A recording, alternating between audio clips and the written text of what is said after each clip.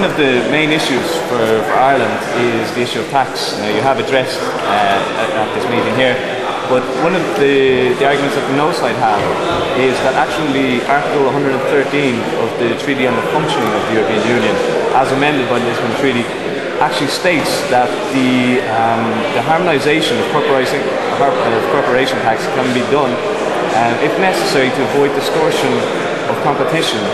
Now, given that Germany has a corporation tax of about 30% and Ireland has a tax rate of corporation tax of 12.5%, do you not feel that the European Court of Justice could actually rule on this, sort of sidelining our veto, rule on this to say that we actually are obliged to harmonise our tax, not necessarily stating the rate, but saying that it has to be harmonised because it is seen as an unfair advantage to Ireland?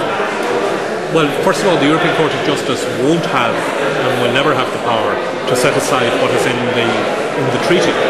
And what is clearly in the treaty is that matters relating to tax and tax harmonisation will require unanimous agreement by the member states.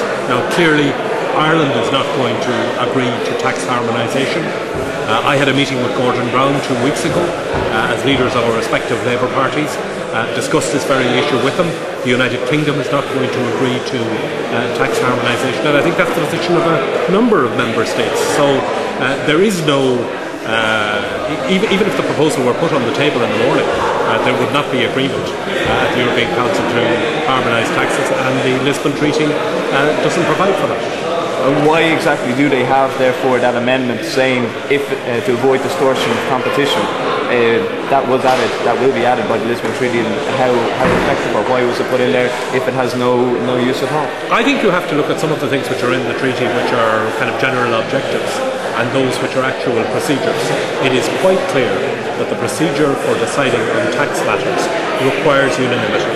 You cannot have a change in the tax regime in Europe, and you cannot have harmonised taxes in Europe unless and until all 27 member states agree to it at a Council of Ministers meeting. Now, clearly Ireland is not going to agree to it, the United Kingdom is not going to agree to it, other member states are not going to agree to it, and there is no way in which the Lisbon Treaty can be used by the European Court of Justice or anybody else to bypass that process. There's been a lot of debate on European tax and the implications of the Lisbon Treaty on Irish tax laws. The no side, certain members of the no side have recently admitted that Ireland cannot be forced under Article 113 of the Treaty on the Functioning of the European Union to harmonise its corporation taxes, and that the referendum commission has publicly announced that we will retain our veto on tax issues in the EU. So what are the implications of the Lisbon Treaty? It's right and wrong. It's true there is a national veto on harmonised tax rates. If, for instance, France would like every member state to tax companies with 25%, they could only have such a directive approved by unanimity. But there is in the Lisbon Treaty a new clause. It's added to 113, distortion of competition. It's added in a special protocol number 6, where they say that the internal market also establish a system of free competition. So I see those amendments as an invitation to the European Court to outlaw all distorting competitive elements.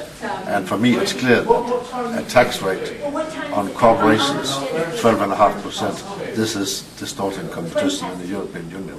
So the court could just, by a majority decision, outlaw the low Irish tax, but they cannot require the Council to agree on a joint rate. So both sides are right and wrong. It also says, and this is something that the Yes Camp have brought up, that in Article 113 it relates only to indirect taxes, and they make the examples of VAT and taxes such as that. That's true. 113 relates to indirect taxes, but there's no definition to what is direct taxes. And when you insert this clause on distortion of competition in 113 on indirect taxes, and in everywhere in Article 116 where you give the European Union the possibility to abolish such distortions with normal qualified majority, and you then add in the protocol that internal market includes a system of free competition without such distorting elements, then it's not only a question of indirect taxes, then it's a question of distortion of competition, and this distortion can easily be outlawed by the court or by a qualified majority if it's around the internal market.